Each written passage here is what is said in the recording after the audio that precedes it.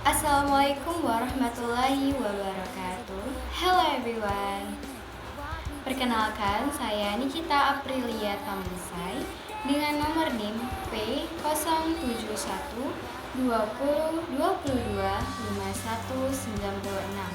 akan menampilkan sebuah pembahasan mengenai sistem kardiovaskuler. Nah, yang pertama saya akan membahas mengenai apa itu sistem kardiovaskuler. Sistem kardiovaskuler terkadang disebut sistem vaskuler darah atau singkatnya sistem peredaran darah. Sistem ini terdiri dari jantung yang merupakan alat pompa berotot dan sistem pembuluh tertutup yang disebut arteri, vena, dan kapiler.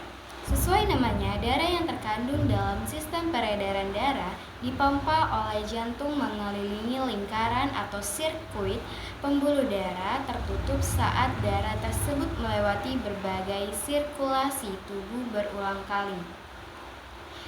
Nah, selanjutnya saya akan membahas mengenai darah. Darah adalah jaringan ikat khusus yang membawa nutrisi, oksigen, hormon, dan air ke sel-sel dan karbodioksida serta produk limbah dari sel-sel.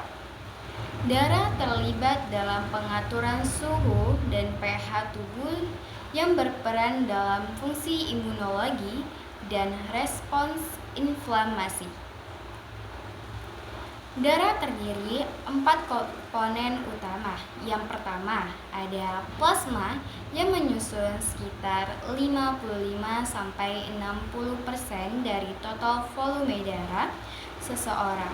Fungsi utamanya adalah sebagai mediator dalam distribusi makanan, mineral, lemak, glukosa, dan asam amino ke seluruh jaringan tubuh. Selain itu, plasma juga bertugas sebagai pengangkut untuk zat-zat yang dibuang seperti urea, asam urat, dan lainnya.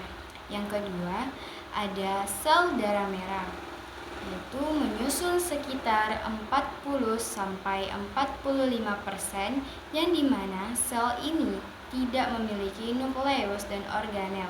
Hal ini memaksimalkan ruang bagi hemoglobin, protein yang mengandung zat besi yang mengikat oksigen. Setiap sel darah merah mengandung sekitar 270 juta molekul hemoglobin dan dapat membawa lebih dari 1 miliar molekul oksigen. Sel darah merah mengambil oksigen di paru-paru, di mana kadar oksigen yang tinggi mendorong saturasi hemoglobin.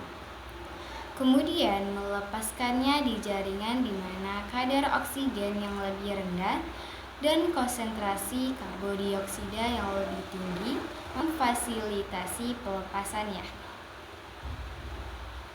Yang ketiga, sel darah putih atau disebut leukosit yang berperan melindungi tubuh dari serangan mikroorganisme patogen dan mendegradasi sel-sel tubuh yang mengalami mutasi, yang dimana jumlah leukosit lebih dibanding jumlah eritrosit, yaitu 5.000 sampai 10.000 sel per mikroliter. Total terhitung 1% dari jumlah sel darah merah. Yang keempat ada trombosit.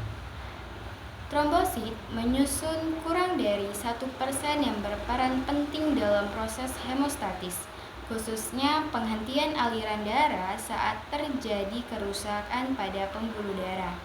Jumlah normal trombosit dalam darah antaranya 15.000 hingga 350.000 per mililiter darah.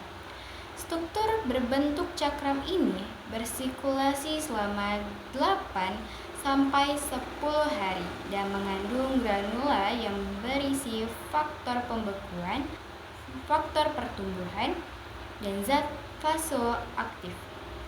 Ketika pembuluh darah terluka, trombosit dengan cepat menempel pada kolagen yang terpampar melalui reseptor permukaan. Selanjutnya, saya akan membahas mengenai jantung. Jantung adalah organ yang terkuat kuat dan berotot yang berdetak secara teratur untuk memompa darah beroksigen ke sistem sistemik dan darah terdioksinasi ke sistem paru. Jantung memiliki 4 ruang, yaitu ada atrium kanan, ventrikel kanan, atrium kiri, ventrikel kiri, yang dibagi oleh sputum otot menjadi pompa kanan dan kiri. Setiap pompa memiliki atrium dan ventrikel. Keempat katup jantung memastikan aliran darah yang konstan ke arah yang benar melalui ruang-ruang jantung.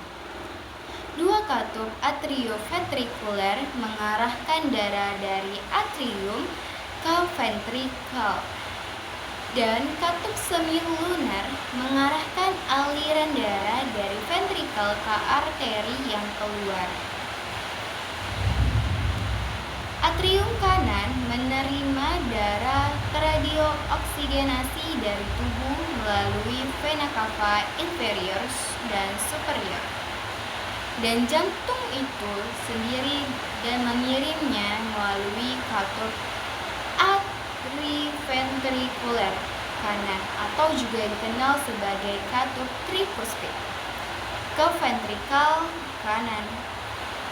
Ventrikel kanan kemudian memompa darah ini melalui katup pulmoner ke paru-paru melalui truncus pulmonalis. Setelah pertukaran gas terjadi di paru-paru, atrium kiri menerima darah teroksigenasi melalui vena pulmonalis dan mengirimnya melalui katup atrioventrikuler kiri, juga dikenal sebagai katup bicuspid atau mitral, ke ventrikel kiri. Ventrikel kiri kemudian memompa darah ini melalui katup aorta ke seluruh tubuh melalui aorta. Nah, sekian pembahasan mengenai sistem kardiovaskuler.